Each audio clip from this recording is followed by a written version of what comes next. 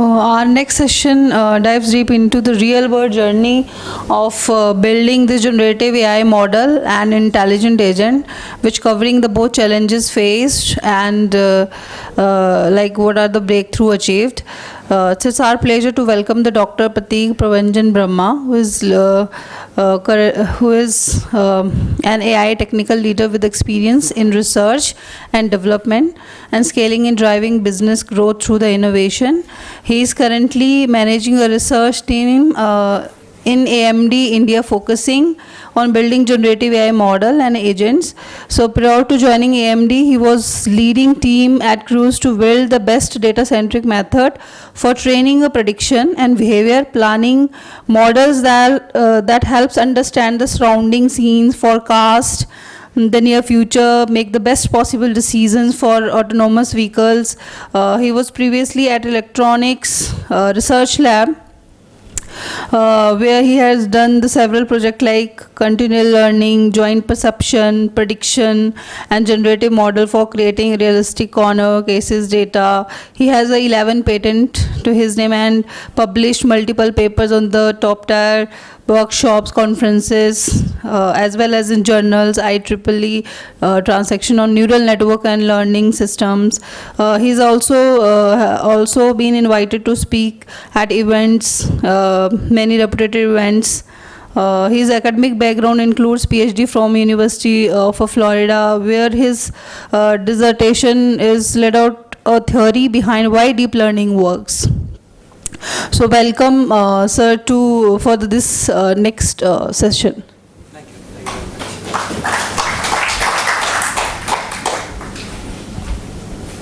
Namaskar, Jai Jagannath.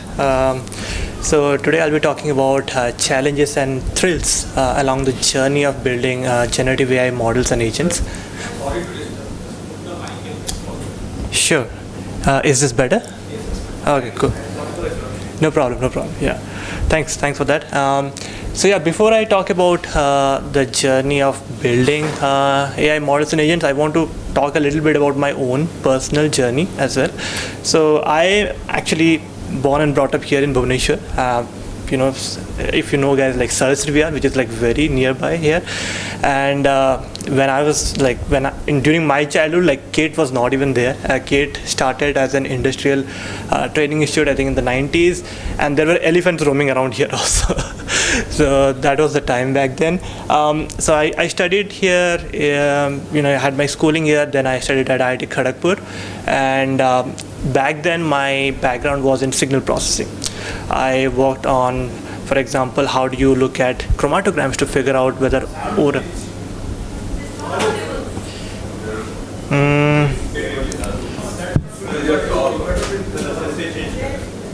Okay, maybe let's just see. Yeah.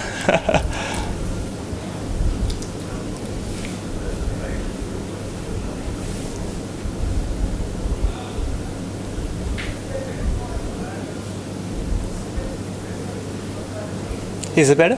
Okay, cool. Maybe I'll also try to speak a little louder. Okay.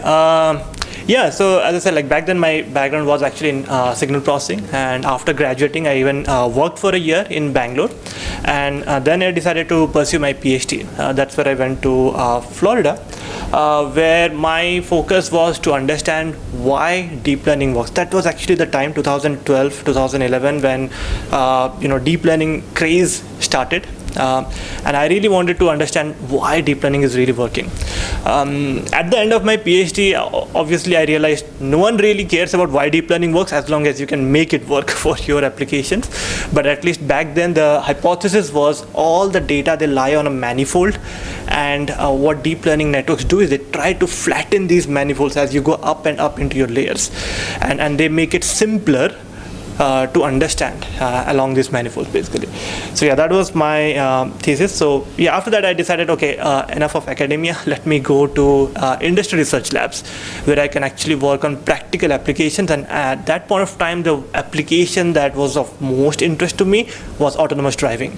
So I joined Electronics Research Lab, which is actually a research lab of Audi, Porsche and Volkswagen, basically the Volkswagen group, and they were trying to build autonomous cars back then.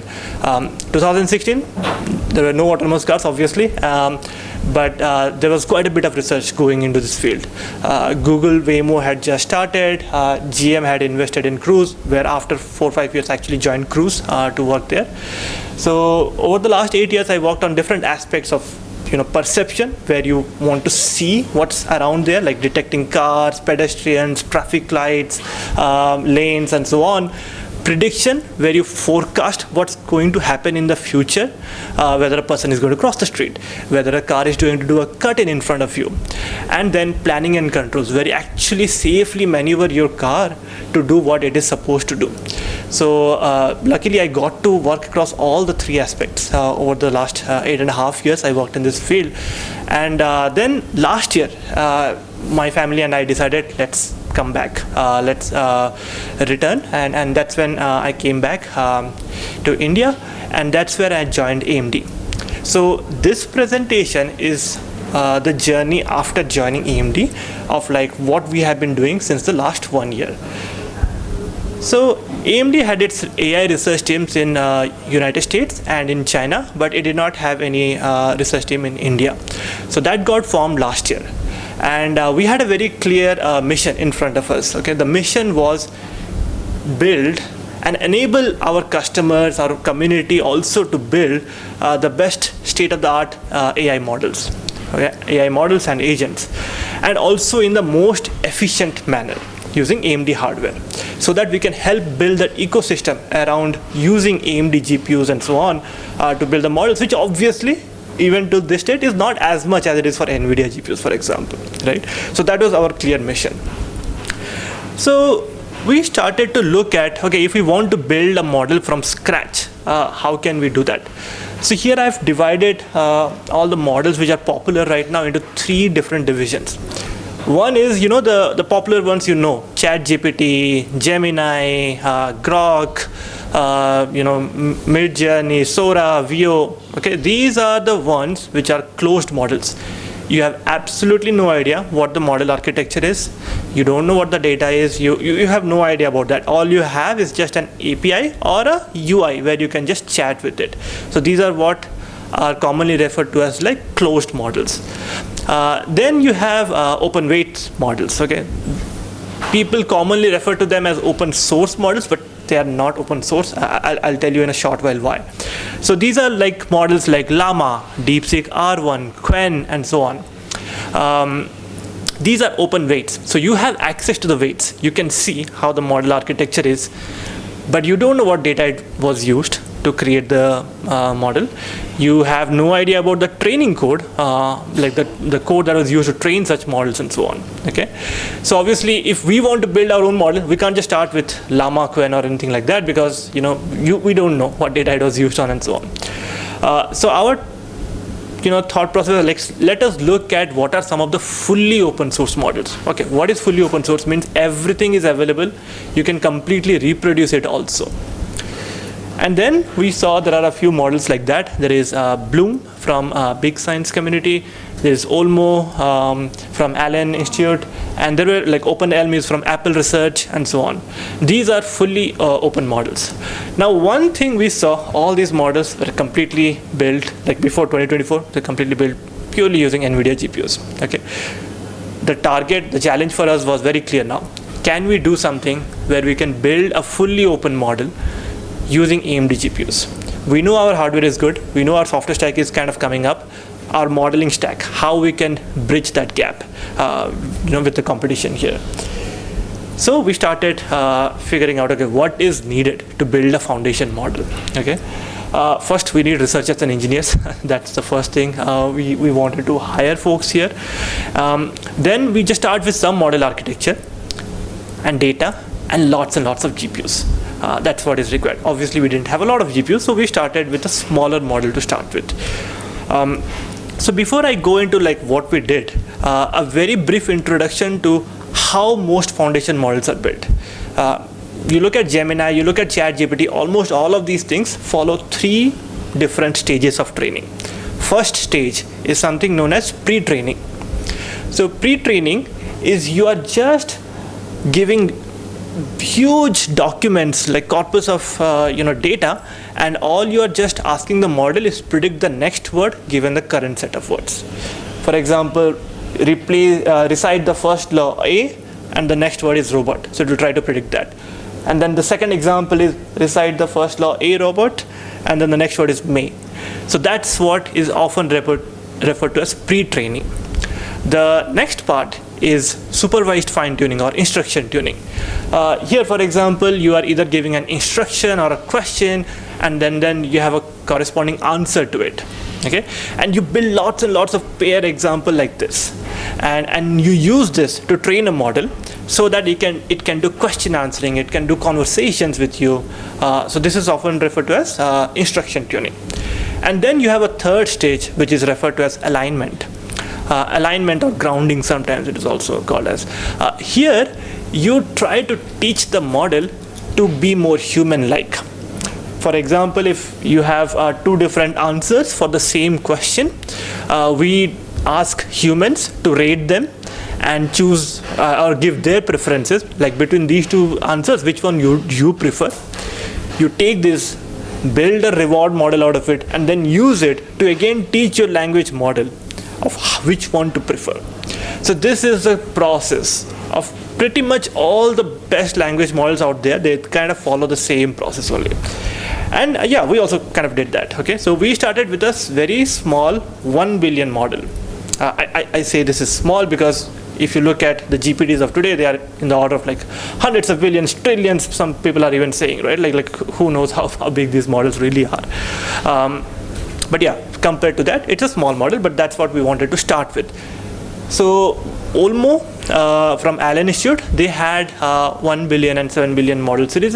So we started with the same code base. We trained on 16 nodes. So each node of AMD Instinct MI250 GPU, they have like 4 GPUs in it. So in total, there were 64 GPUs that we used. And then we used a training data set of 1.3 trillion tokens. Point to note, these are all publicly available data sets. We did not purchase any data, we did not curate any private data or anything like that. These are all data that is taken from public repos. So our whole goal for this thing was to create a fully open model so that we can release the checkpoints, release the data sets, release the training code, so that everyone in the world can build their own models. A point to note here is, I think there was some person, I think last year, I think they had a statement where there are only like 100, 200 people in the whole world who know how to build foundation models. Maybe that was the case a couple of years ago, not right now. Right now, things have been much more democratized, and I think the democratization process will continue, where more and more people will be equipped, will be skilled to build these models and like understand what's going on here and so on. Yeah, so these were basically the type of data sets, and I think that also tells a little bit about the challenge of low resource language that Shantipriya was mentioning. If you look at him, like he used 49 million tokens, which itself is pretty huge for ODIA, but if you look at 1.3 trillion tokens that is used for training even a small 1 billion model, you can see the ratio and the problem of like what low resource languages is. But anyway, I think like the focus of this talk is not about multilinguality, but I just wanted to bring this up of like actually it's quite a bit of challenge. Yeah. So also we didn't want to just replicate Olmo, so we also did a little bit of innovation here. We introduced something called two-stage training. This is kind of how humans also learn. Like let's say we start with LKG, UKG, then middle school, and then high school, and then go to right, and then we gradually increase our knowledge. But if you look at how machine learning models are trained, is you just put every data, combine, and you just take random batches and then provide it to the model to learn, right? Is that the right way? Probably not. We thought maybe let's start with some curriculum learning, like maybe let's divide the sequence in which we are providing the data to. So, and I think that kind of helped us. In the first phase of instruction tuning, we gave high quality but more general data. Okay, you can think of this as like normal conversations or just common sense questions and answers and so on. In the second phase, we gave a broad set but of specific domains data, like let's say coding, maths, you can think of science. So these were the kind of data sets that we gave in the second phase. And we saw that this actually helped quite a bit in improving the quality of the model after instruction tuning. And of course, for alignment, we had again an data set called ultra feedback, which were about like 60,000 pairs, labeled by humans, and we used that only. Yeah. Okay, now let's look at the results. We compared ourselves with other fully open models only. Again, we are not there to compete with Llama and Quen and or ChatGPT and so on right now. We first started with like other fully open models like OpenELM from Apple Research, and Tiny Llama was another one. Mobile Llama was from Meitoi from China. It's a company there. So we were able to show across different types of benchmarks. Maybe I'll also talk a little bit about how LLMs are evaluated as well. Okay, we evaluated, for example, on benchmarks like GSM 8K, which are grade school mathematics. Okay, so high school maths. That's one of the one of the benchmarks here. We have MMLU. MMLU focuses on different types of science, political history, economics, and these kind of questions of different grade levels. So even starting from like high school level to college level to even some undergraduate level. We have things like ARC Challenge and ARC Easy, which are again like common sense reasoning questions. So yeah, this is how we have different types of benchmarks to evaluate how a model does. Some of them are also retrieval based questions, like the answer will be in the passage itself, and then the challenge for the LLM is to go through the passage and then find the answer from there. So these are like different types of benchmarks that we saw. And we did say that, okay, we are now able to compete with other fully open models. Okay, so our next challenge for us was, okay, can we raise the bar? Can we also do the same things that like what Llama is doing or what Quen is doing or what Gemma from Google is doing, but also make it fully open source so that everyone can build their own Llama and Quen and also too. Yeah. So. And challenge accepted. That's what we went. So actually, this model was released last year in Diwali. So this was a joint effort between the India team and US team. So last year, Diwali and Halloween kind of coincided on the same day. So both teams kind of agreed, let's release the model on such an auspicious day. That would be pretty good actually. But since then, like over the last 6-7 months after that, we primarily focused on trying to tackle this challenge. Okay. So that's where we trained a 3 billion model, and I'll also talk in the next slide why 3 billion. 3 billion model, this took 16 nodes of MI300, which is our current generation of GPUs. It's a pretty beefy GPU. It has 192 GB of memory. To give you an example, let's say you can today anytime open a Kaggle notebook or a Google Colab, and you'll get a T4 GPU from NVIDIA. That has 15 or 16 GB of memory. Yeah. On the other hand, like NVIDIA top-end GPUs, like let's say H100, they have 80 GB, for example. Yeah. Now H200 and Blackwell is also there. So so MI300 is basically like a counterpart of H100 in NVIDIA, but with higher memory in general. Yeah. So we used 16 such nodes, so about 128 GPUs, and we significantly increased the amount of training data from AMD Olmo. Previously we said 1.3 trillion tokens, now we are taking 4.15 trillion tokens of data for the pre-training phase. And also for SFT we have like now almost 8.9 billion tokens of various high quality data sets in general. And also like the 2-stage training we did for SFT, we now took it to the pre-training stage in general. So one of the things now we are seeing here is, I wanted to show these two diagrams because this is Llama and this is Quen. I'm only comparing with models of the same size. So let's say 3 billion models, 3 billion or 2 billion, like this order only. I'm not comparing with 7 billion Llama, like Llama is 70 billion also and so on. So at least at the 3 billion level, we show that our model is achieving almost similar performance with even less data than what was used to train these models. For example, Llama used 9 trillion tokens. Meta has lots of data. And Quen even used 18 trillion tokens. They have multilingual data as well. Yeah. So even with a fraction of budget, of whatever data that they have, we were able to get a pre-trained model of the same level. I'll talk a little bit about fine-tuning. That was not the case there, and there is also a reason behind that. Yeah. Sure. You started almost 1 billion, right? And then you get installed the same source base, right? We changed the source base a little bit. Yeah. I mean, actually quite a bit. Yeah.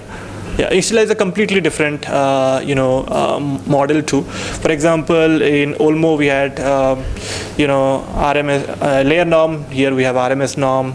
We changed the attention formulation a little bit too. Yeah, so it's also a bigger model. This is 3 billion model. Yeah. What made the difference? Is it training data set is big which made the difference, or your ability? Yeah, it's both. It's like training data set is obviously much bigger and much high quality, but also the model is equipped to handle such high amount of data as well. Yeah, through better normalization, through better attention, and of course a bigger model as well. And the reason why we chose a 3 billion model is 3 billion is I think the optimal size that if you take the model, you can run it on your laptop also. You can take a 3 billion model, you can run it on your laptop, you can run it on your phone too, right? So that is kind of and most of the 3 billion models out there, they kind of solve general tasks very good. Like most daily tasks, like just conversations and on, you can actually do pretty good right now. Yeah, that was the reason behind why we wanted to go for a 3 billion model. So in the pre-trained model, like again, we look at the same benchmarks and we can see that not only are we beating the fully open models, which are much poorer in general, right? If you look at like GSM 8K, if you look at all the fully open models, they are all in the order of like 2 to 10% only. If you look at the open weights models, they are like 63. Okay, some of them are better. Like Quen, for example, is a really good math model actually, which we will use for another problem. I'll talk about that a little bit later in my talk. But the reason now why this is interesting is not only these models are of the same order as Llama and Quen, but the source code, the data set, the checkpoints, all our learning techniques, like all the things that we learned during our process, we have open sourced everything. So you can use it. It's completely free. Yeah, obviously free for research, not for commercial use, not yet at least, but at least the license is research trail, so it can be completely used for any kind of research. You can train your own models in general. Yeah. The fine-tuning, it's a different story. Fine-tuning, we tried to uplift as much as possible, but we still see that we lag behind as compared to some of the other, Gemma, Llama, and so on. Why is that the case? Okay, so this is actually, it's hypothetical, but I want to make a statement here because, having worked in the Valley, I saw like this is a common process. People spend a lot of money just to curate data. You send out data to different labeling companies. Even now, labeling companies themselves have become pretty big, like Scale AI and so on. So big that Meta has now acquired Scale AI. Like the founder of Scale AI, Alex, is now actually part of Mark Zuckerberg's super intelligence team, for example, right? So labeling companies, and most of them actually have offshore labelers. Actually, that's how they kind of reduce the cost of labeling in general. But labeling companies play a huge role in big tech. They curate the data, and obviously you have to pay for the data, and that's how you can get very high quality data as compared to something that you can just get from public or like just crawling from the internet. So that's one of the crucial aspects which all companies, Alibaba, Google, Meta, they all use quite often. Yeah. Okay, so now our challenge is, okay, can we do something for those who don't have access to high quality post-trading data sets? What can we do? And also, can we do the same kind of instruction tuning, but also for vision, like multimodality? Okay, and we took both these challenges onto us.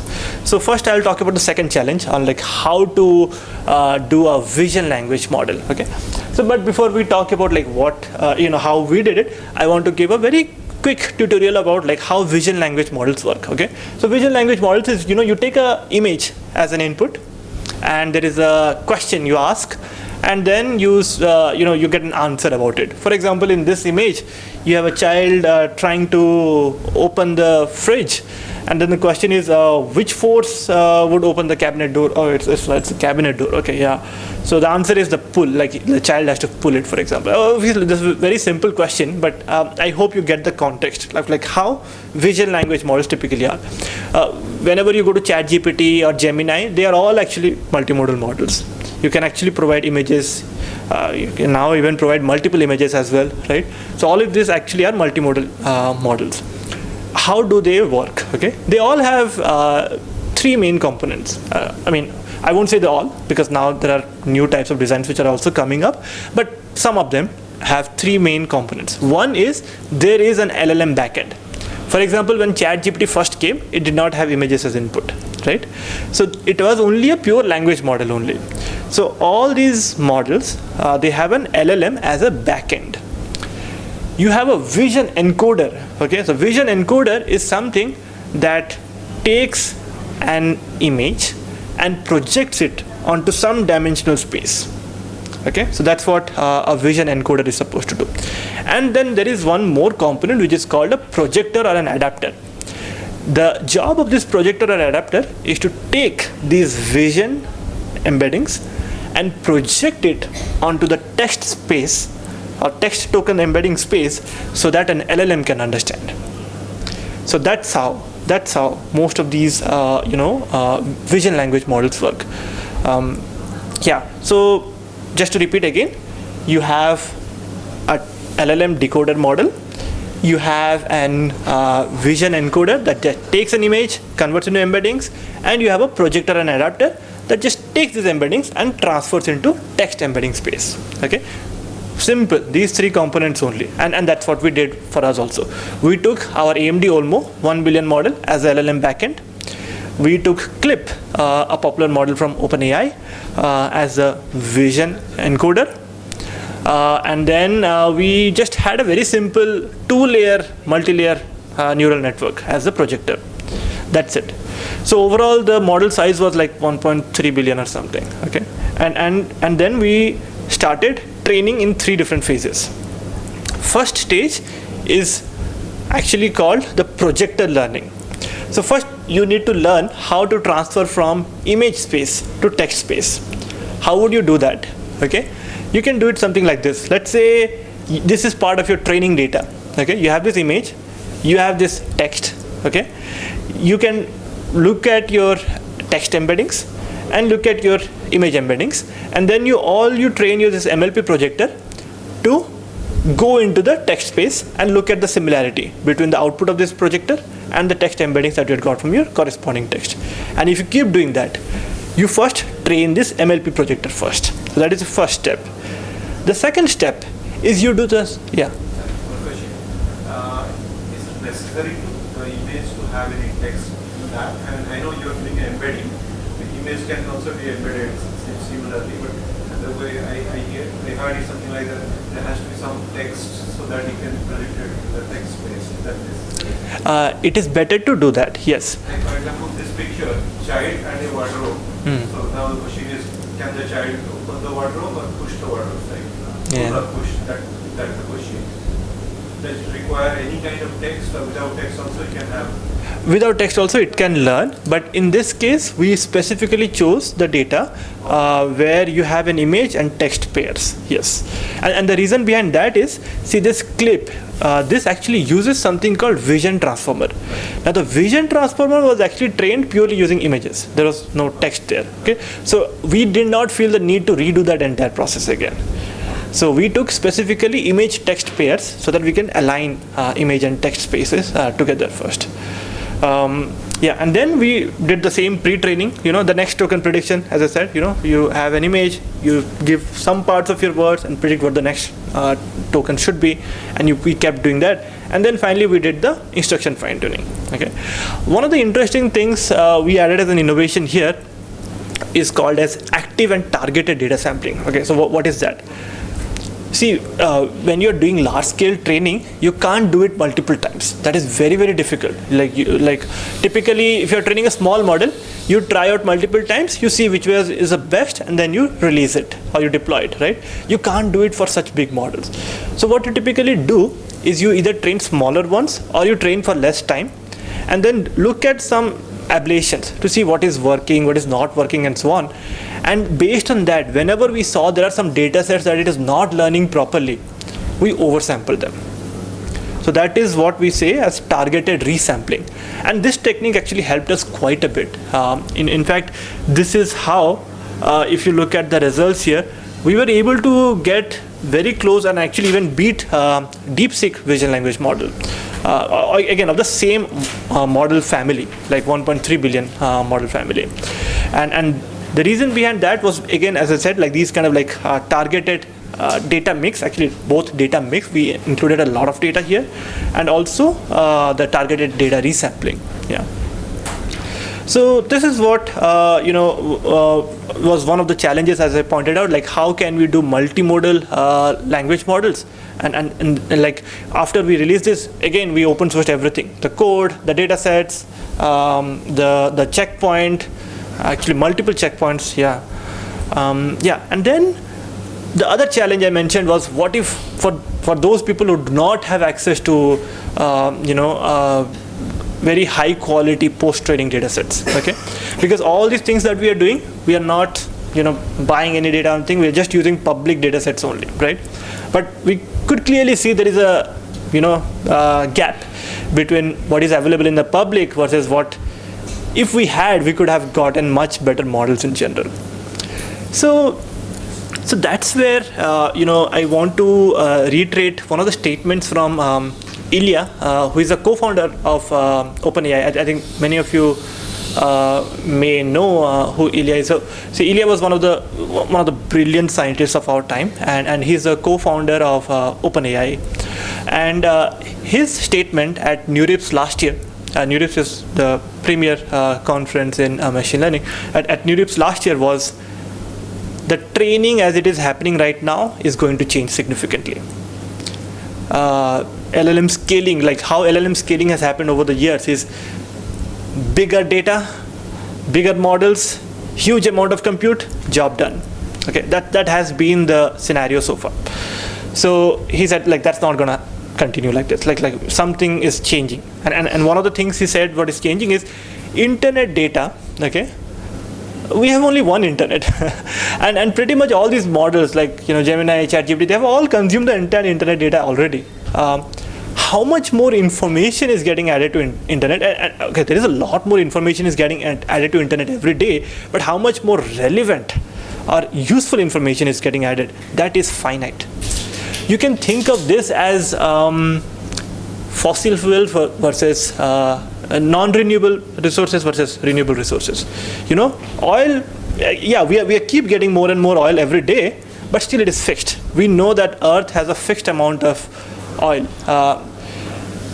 So what can we do next? Like, what is the renewable choice of data, basically? That's where synthetic data plays a huge role.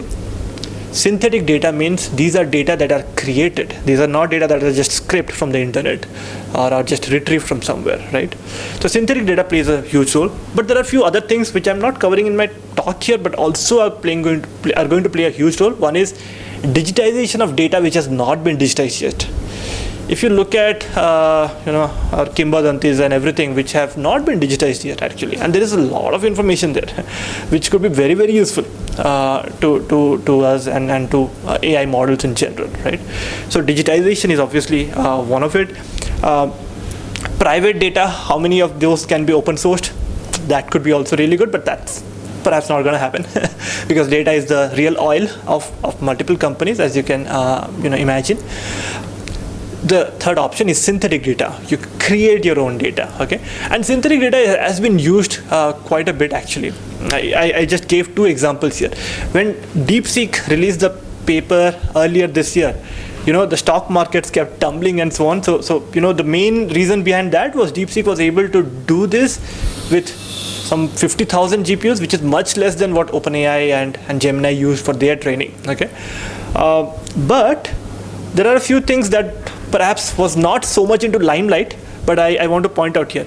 Not only they released that 640 billion model, they also showed that using that model, if you generate some 800,000 data and train like 7 billion models, 70 billion models and so on, they are almost equivalent to GPT-4o. That is a very interesting thing. You take a bigger model, use it to generate reasoning data, use this reasoning data to train smaller models, and they get better, for example.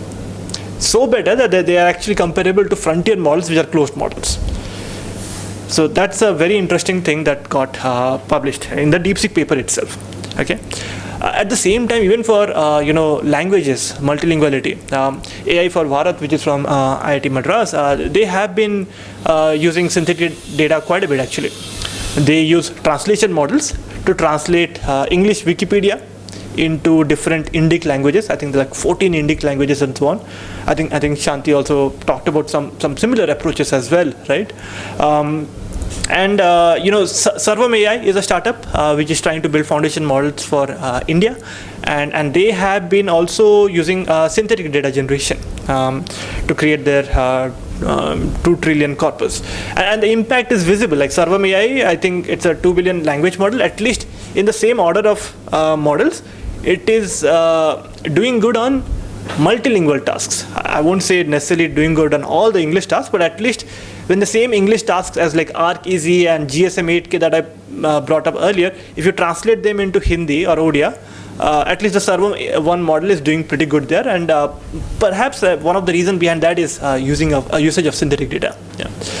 So, good synthetic data is very useful, but also one thing to note here is all this synthetic data, the sources for that has to be in English, and they have to be real and good quality, so that you can take those questions, use DeepSeek R1 or ChatGPT to generate your responses and use that as synthetic data, or they are good in English and then you use some translation models to translate into English and Odia, and then you use it to Hindi or Odia, and then you use it for your own models, right?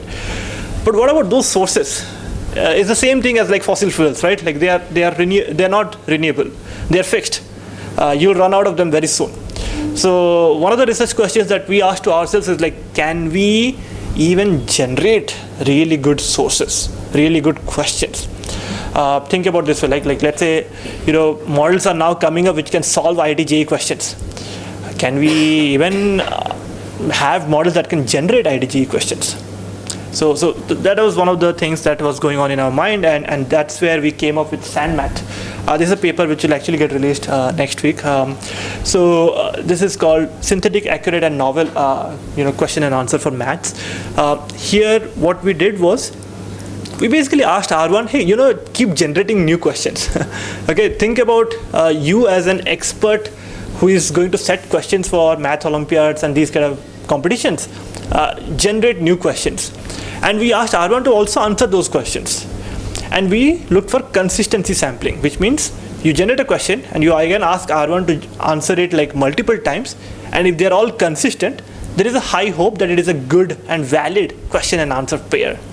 And that's something that we took, and we also did actually this is an entire agentic AI framework where we also looked at whether this question exists in the internet or not. So we did a simple crawl to just check whether this is a novel question or not. We also did decontamination so that it does not exist in any of the benchmarks, for example, like Maths Olympiad benchmarks or entrance exam benchmarks or like GSM-8K, those kind of things, right? And then we took this data set. We actually created a very small data set only, and we took this data set and then we trained a Qwen 32 billion model. Qwen 32 billion itself is a very good model actually. Okay, but still it is not so good that it can solve Olympiad maths questions, for example. And one thing I want to point here is this entire thing is running exclusively on a single node of MI300. Because of this high memory, you can run an entire DeepSeek R1 640 billion model on a single node of MI300. That is one of the things that we'd love to talk about actually. So So exactly, so we just generated 500 questions, okay? Just 500 such high quality questions and answers. And we took a Quen 2.5 32 billion model, which if you evaluate on, Maths Olympiad benchmarks like IME and AMC, it is like 13-16%. On AMC, it is like 64%. Maybe let me talk a little bit about how these benchmarks are, okay? So Maths Olympiad, have you guys all heard about Maths Olympiad here? Okay, so very similar to in India, how we have IOQM as the first level, like Indian Olympic Qualifier in Maths, then Regional Maths Olympiad, which is happening in like every state, then Indian National Maths Olympiad, and then people who qualify for that, they go to the International Maths Olympiad. Similarly, in the United States, there are levels like AMC, American Maths Competition, something like that, then IME, and then USAMO, which is similar to our INMO, so United States of America Maths Olympiad, and then you have your International Maths Olympiad. So that's the type of level. China similarly also has a hierarchy like this. Okay, so you can think of this AMC as similar to like our IOQM, and IME is similar to like as our RMO. And to give a comparison, maybe like I would consider IIT-JEE maths questions as somewhat between IOQM, actually similar to IOQM. So RMO is like much harder, at least that's what I felt, and INMO is obviously very, very hard. Yeah, and IMO is like only like very few people get to appear it. Yeah, to give an idea, for example, in US maybe like 10,000 people clear AMC, but only like 200-300 people clear IME, for example. So yeah, so in India also the same. I think maybe like few hundred people qualify RMO, and then only 30 people qualify INMO, for example. Yeah, so that's the. I just wanted to give an impression about the difficulty level of these benchmarks. Okay, so a Quen 2.5 32 billion model that only performs 13% on such IME 25 question paper here. This was actually a work, LIMO. So it's not our work, but they just said if you just choose 817 very high quality real world data sets, okay, and then you use DeepSeek R1 to create their solutions and then train the model, it significantly improves the score. Okay, but for that you need someone to write very good questions, okay, very highly complex questions and novel ones, and then use it. Okay, what we did was we asked R1 to generate the questions and also R1 to generate the answers. So it's completely synthetic, and that itself is also leading to similar, like it's also even less amount of data, like just 500 more examples, it is generating similar amount of performance gains. Yeah. You said you got the questions and the answers, and you looked into internet to exclude anything that's on the internet? Yeah, exclude anything, yeah. Okay, so that is very limited, because most of the information is already semantically closed questions could be there, semantically closed. Yeah. So we very tiny, you just exclude anything which is on the internet. Yeah, and that's one of the reasons why we have not been able to generate a lot of data actually. It's just 500 and 1,000 examples in that order only. So the interesting thing is, like, yes, we would assume that since these models have been only trained on internet data, they'll only memorize and produce that only. But that is not really the case with reasoning models. Reasoning models have the ability to generate newer data, and the newer data could be combinations of existing questions, for example. That's how how professors also set up questions, right? Like, they take theories and then combine two things together, formulate a new question so that they can challenge students, right? See if you can answer it, for example. Like reasoning models are starting to develop such kind of ability. Like newer models like O3, for example, they are really good in these kind of things. Yeah. Actually, we did this with R1, but like O3 is like really good in these kind of things, for example. Yeah. So, but the interesting thing was this synthetic data, when we augment with real world data, like LIMO plus SandMath, so we have 817 plus 500. This is right now the really good 49% on IME 25 and 58% on IME 24. It is able to attain that much of accuracy, and on things like AMC, which is like our IOQM or like JEE maths kind of questions, is almost close to 100%. So that's the level of improvement that such synthetic data can bring in actually, and also so few examples. Okay, so it's not in the order of like trillions of tokens and so on.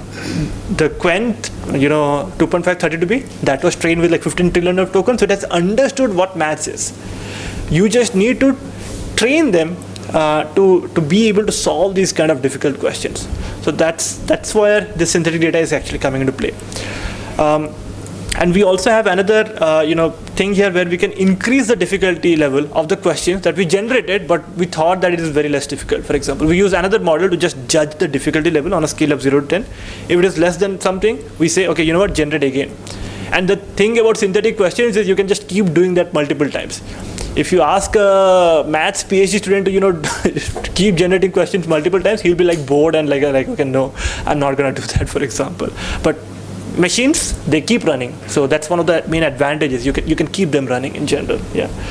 So just to give a comparison, right? DeepSeek R1, when I said they used 800,000 examples to fine-tune a Quen 32b, they also received like the same 53% accuracy on IME25. We are close to like 49%, 49.23% here.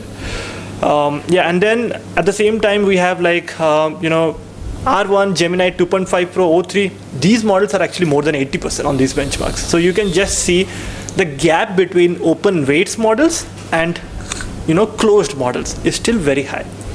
But yeah, I think that's where we are targeting next to see like how we can even bridge that gap as well.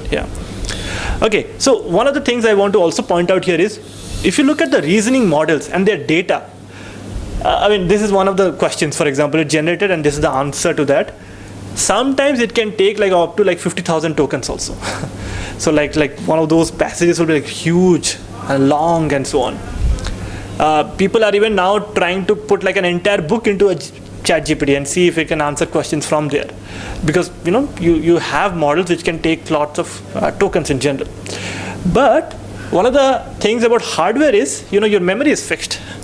And during for example, when you're dealing with long context, you often get out of memory actually. Why is that the case? Okay, so two things to note here. One is, let's do some very quick calculations. Okay, let's say you have a 70 billion model, Llama, and you want to load onto a GPU. How much memory would you need for that? Every parameter of the model is in either like B float 16 or float point 16, so 2 bytes. So 2 bytes times 70 billion is like 140 GB.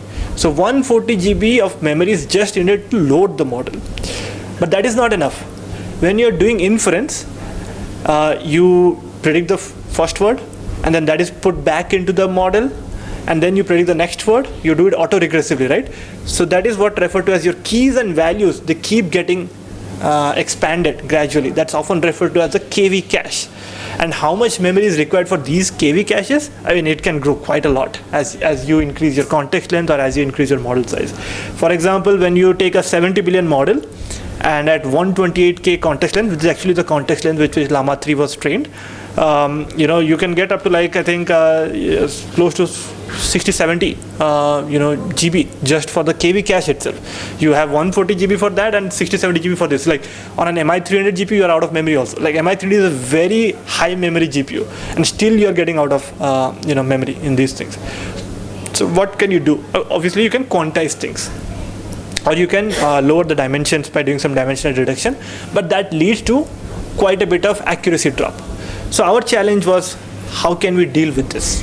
Okay, how we can come up with running these reasoning models, these long context models on GPUs efficiently without getting out of memory. And the solution for that, we call it TADA. Actually, it's a training-free recipe for decoding with adaptive KV cache quantization. Okay, I'm not going to go too much into the maths, but I will just give you the very high basic level idea. Okay, I think everyone here is perhaps aware of attention, right? Like what attention is. In attention, you have a query, you have a keys matrix, you have a value matrix. Okay, so first you do the dot product between your queries and keys, take the softmax, and then again multiply with values. Okay, what we did here was all these keys and values, if you just keep accumulating them, they will get out of memory. So we don't accumulate all of them. What we do is we take an average of all the keys over all the heads of your models, and then we just store that as the mean keys and then the mean values. And the deviation from the mean, okay, so you took, like, let's say there are 100 heads, you took the mean vector, and deviation from them will be small, right? Like there will be smaller numbers. You quantize those smaller numbers, and then you store them in lower precision. Okay, smaller numbers in lower precisions, less chances of having outliers. Okay, so that's one of the things was so crucial in our work actually. And also what we did was we took some data to search over what should be the right quantization technique. It should be 2 bits, 4 bits, 8 bits, whatever it is, right? And we searched over it, and we saw that different layers are differently sensitive to quantization. And that's why we had an adaptive quantization in general. And that way, we could significantly, decrease the memory to even like 1/4 or 1/3 of like how much memory is required for the original model. So for example, here we show some results on comparing our approach with some of the other approaches like Kiwi or Quanto is from Hugging Face.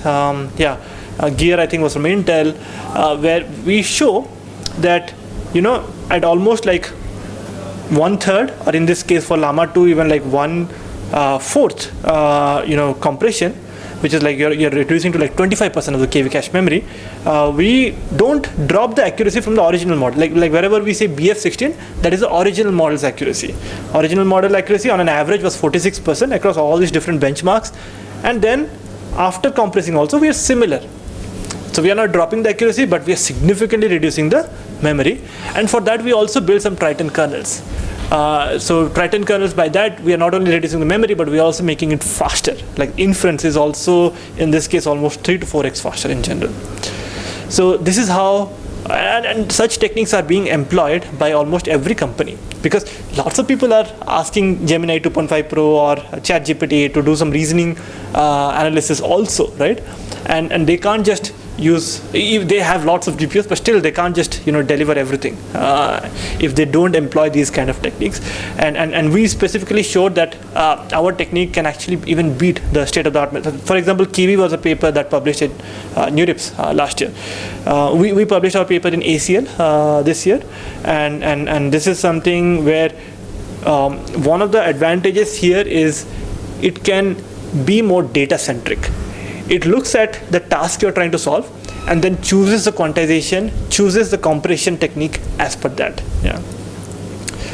Okay, so I think that pretty much sums up what we have been doing over the last 1 year. So few nice challenges and lots of new challenges. It's a very small baby research lab, but I just wanted to give a glimpse of like what it takes to build this kind of like foundation models, foundation agents, and so on. One of the main things that has happened is before 2024, inference was something that was had already gained traction for AMD GPUs, but over the last year, training has also started to gain. Now we are starting to see some papers where people are using AMD GPUs, and those papers are not just from AMD teams, but also from, for example, last month there was a paper from Microsoft Research.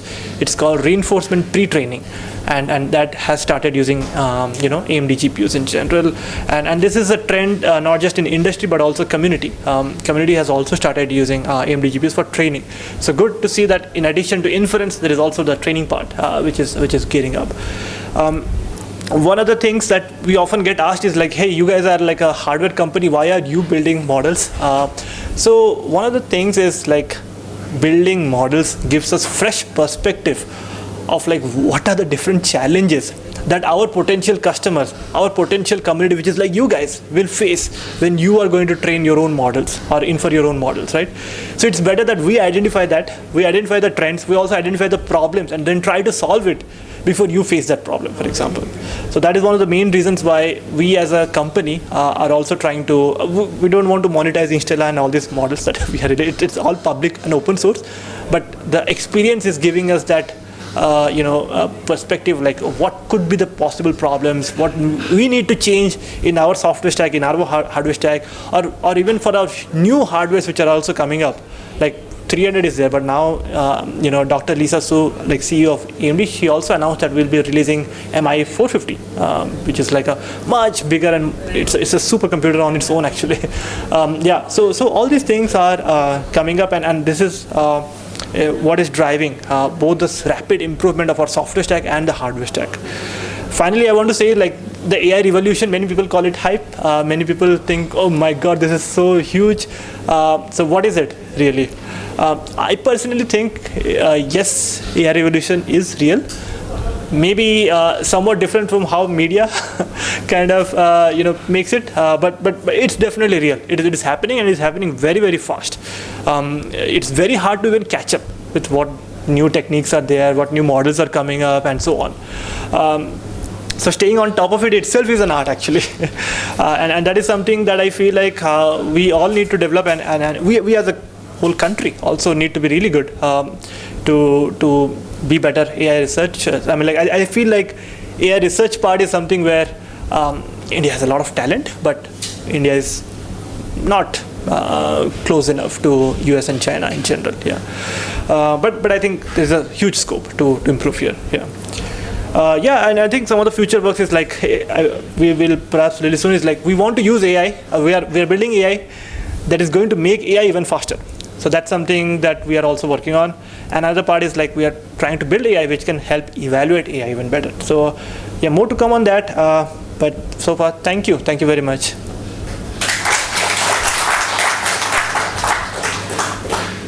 Excellent insights and really well explained. Cool. Thank you very much. Yeah. One or two questions. Sure. You said challenges and thrills. What are your frustrations? I think one of the frustrations is you can never get as many GPUs as you want. Being in AMD also, yes. You can't get as many GPUs as you want actually. Like to give you an example, right? If you think about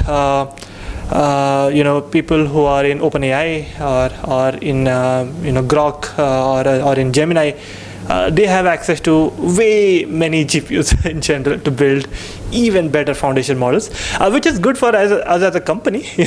Like they will buy our GPUs, but as researchers, if we had access to even more GPUs, that would have been even better to try out different things and so on. But those things are also happening. I think one of the problems with getting more GPUs is also the entire semiconductor chain of flow actually, right? Like everything starts from TSMC, and you need to reserve your manufacturing in the fab, and then that depends on like how much demand is coming up, and that itself takes quite a bit of time actually. The other frustration I think is also kind of like the main theme of this workshop as well, multilinguality. I think although now models have become really good in understanding the grammar and the context of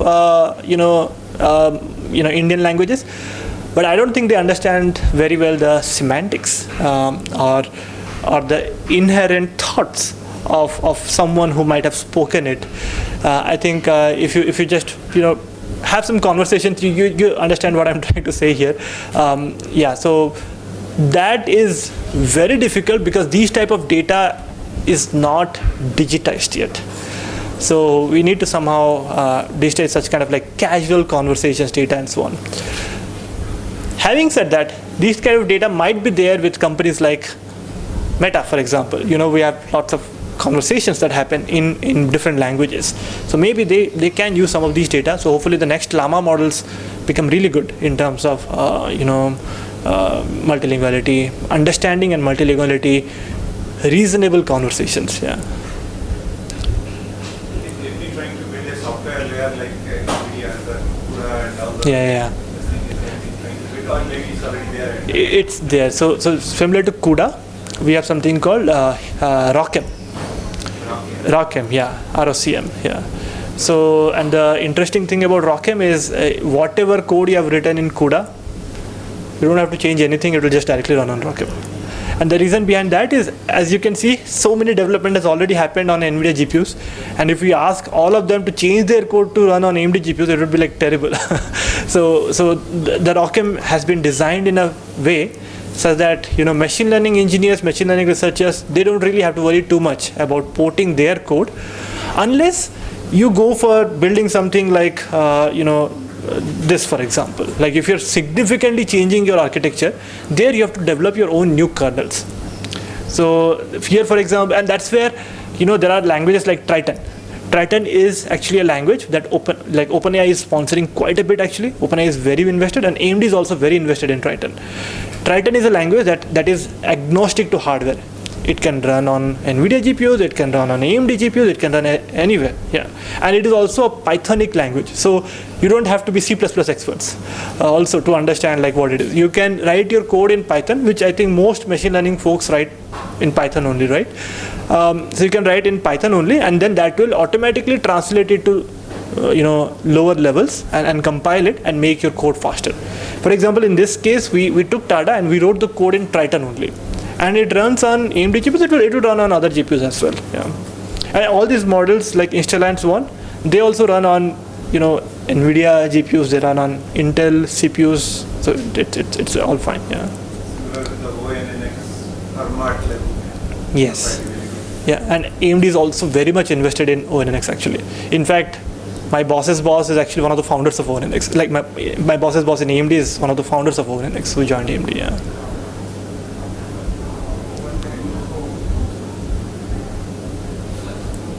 Yes. Sir, you earlier said about the limitation of data set. But sir, if we see from a person who is cracking the data, he does not need to solve all the questions available on the world.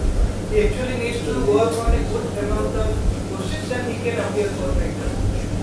So why can that be implemented on the machines? Why machines need so much of data? Like we can also train them on a robust amount of data and then let them solve the problem. Why we need so much?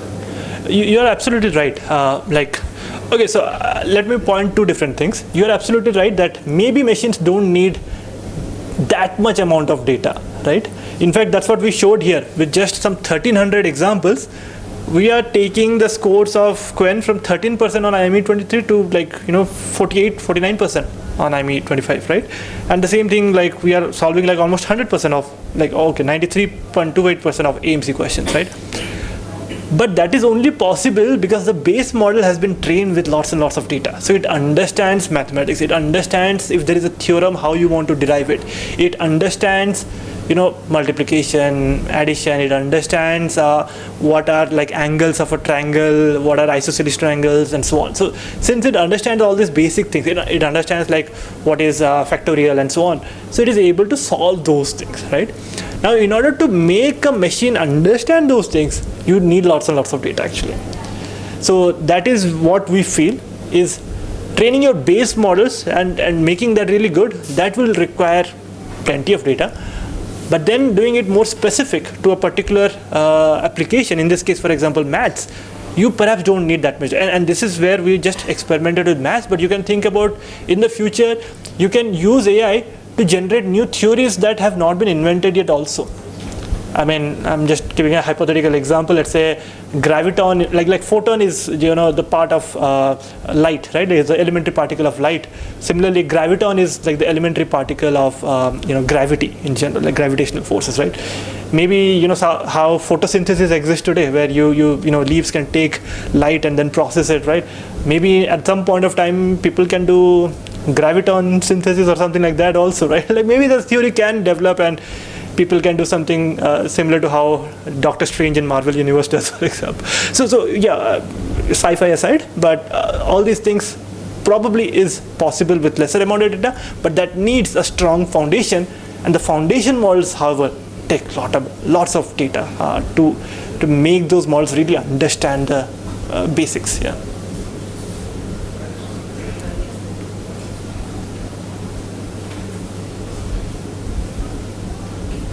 Cool. Okay. If no more questions, thank you very much.